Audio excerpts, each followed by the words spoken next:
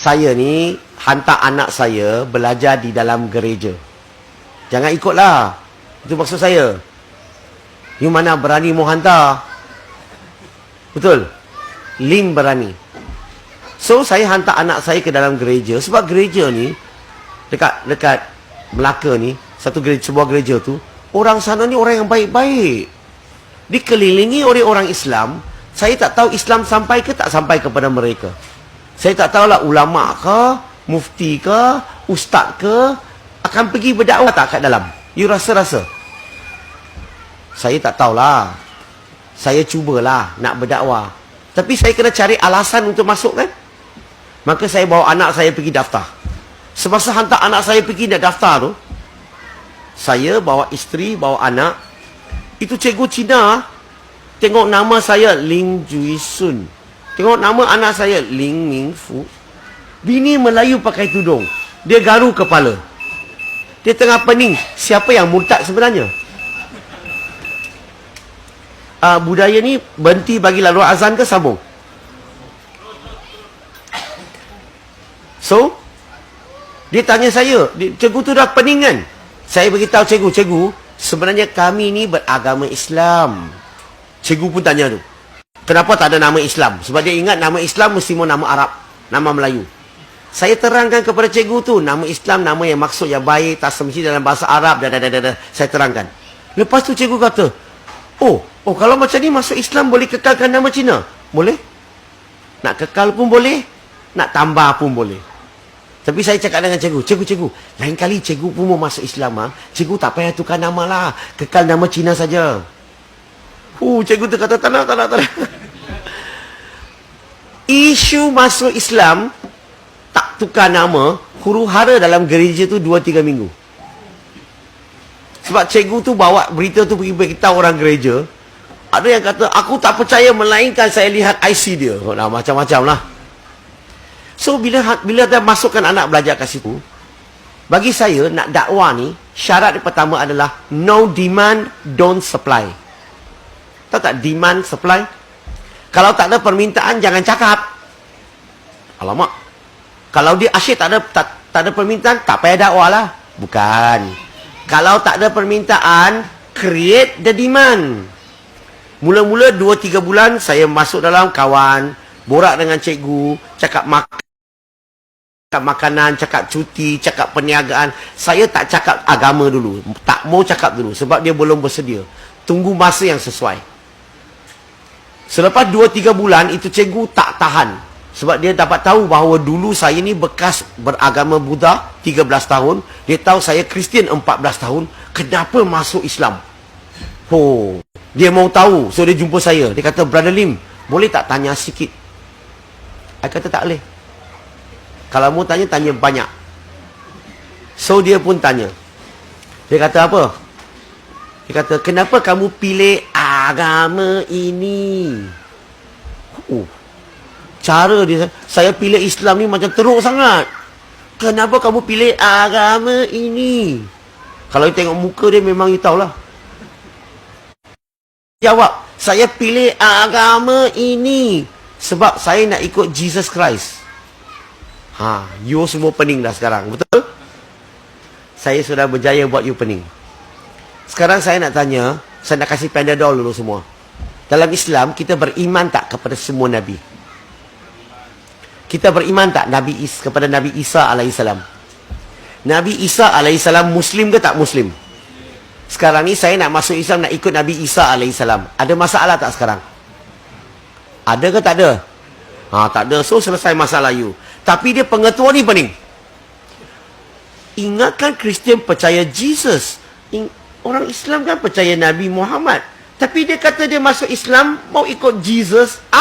Dia pening.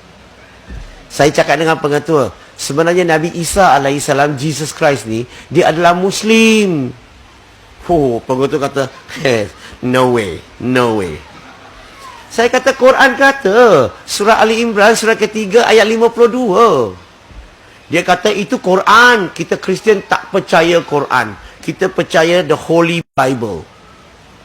Saya cakap dengan pengetua, dalam Holy Bible, Jesus Christ kata dia Muslim.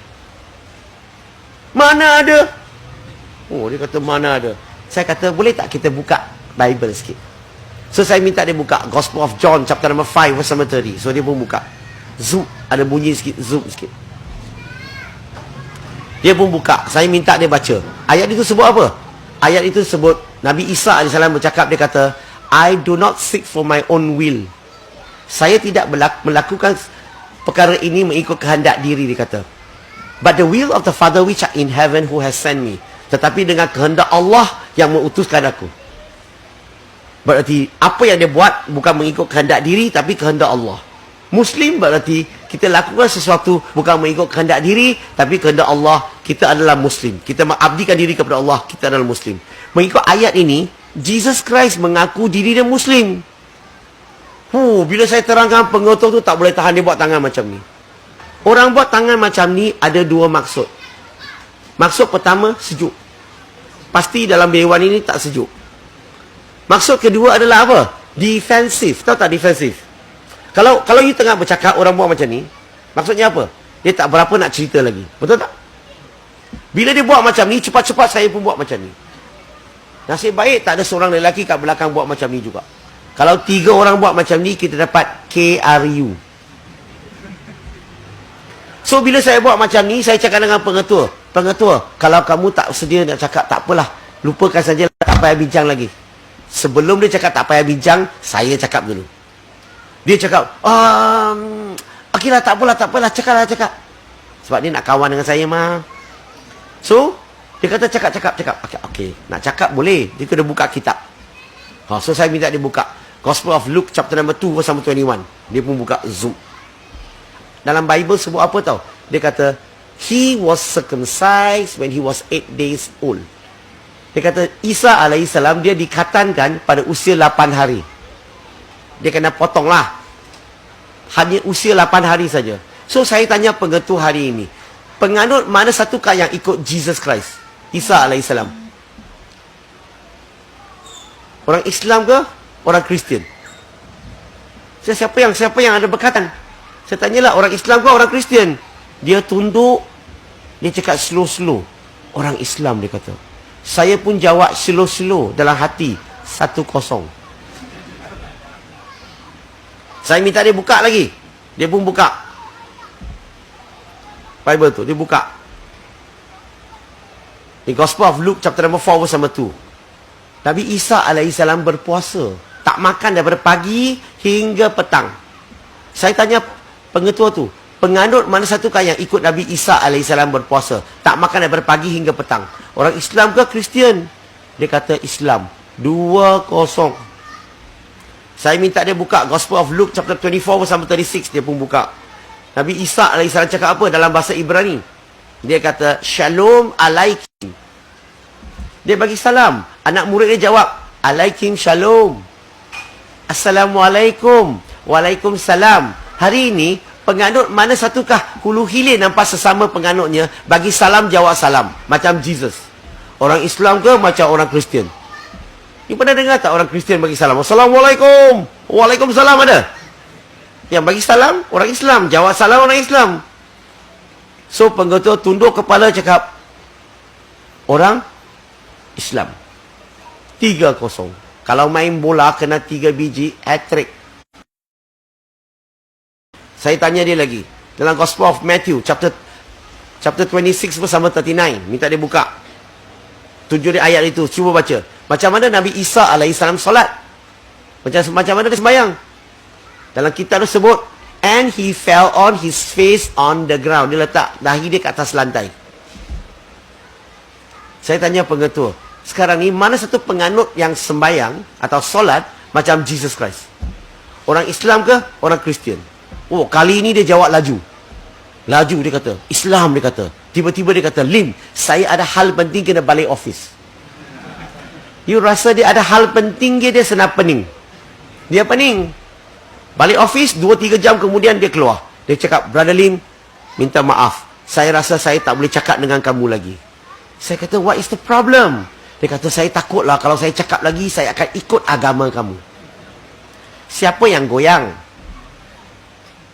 Nampak tak? Saya buat dia marah ke kebenaran yang buat dia marah? Ini cara kita berdialog. Dan saya cakap dengan pengetua, kalau kamu betul-betul, saya cakap dengan dia, kalau kamu betul-betul mau ikut, jangan ikut Brother Lim lah. Brother Lim kan manusia biasa, banyak kelemahan. Kalau betul-betul mau ikut Jesus Christ. Itu pun kalau you sayang kat Jesus. Faham ke ni? Hui, saya sayang nak tunjuk masa dia lagi. Dia kata dia sayang. Saya cakap dengan dia, kalau kamu sayang, ikut Jesus. Dan saya cakap dengan dia, cuba bayangkan kalau Nabi Isa alaihissalam, Jesus Christ wujud sekarang di depan kita. Kalau tengok gambar orang Kristian buat, mata dia biru, handsome, janggut panjang, macam Taliban. Mungkin tak boleh masuk Amerika, betul? Jesus pun tak boleh masuk Amerika, jangan main-main. So kalau tengok muka dia, dengan amalan dia macam mana? Dia khatan, dia puasa, dia bagi salam, solat sujud. Amalan, rupa dan amalan dia, saya tanya, menyerupai kita orang Islam ke menyerupai orang Kristian? Dia kata orang Islam. Saya cakap dengan pengetua, itu sebabnya saya pilih agama ini. Sebab saya nak ikut Jesus Christ. Nampak tak hujah saya? Bukan mau cari gaduh, tapi ilmiah, tetapi relax. Walaupun pengetua ni belum masuk Islam. Hari kemudian, dia bawa seorang perempuan Melayu jumpa saya, yang beragama Hindu. Dia juga hantar anak dia belajar dalam gereja. Dia suruh saya, Lim, tolong dakwah kat dia. Dia sepatutnya Islam, tapi tak tahu macam mana terbabas jadi Hindu. So saya jumpa dia, kurang asam, suruh saya buat dakwah untuk dia. Alhamdulillah, 3 kali jumpa dia, perempuan tu masuk Islam. Lepas tu dia recommend seorang lelaki lagi. Wah, lelaki Cina ni, boyfriend dia lah. Boyfriend dia 6 bulan lebih baru masuk Islam. Lepas tu dia bawa 4 lagi orang. Artinya pengetua ni walaupun belum daftar masuk Islam, dapat bawa 6 orang masuk Islam. Kamu semua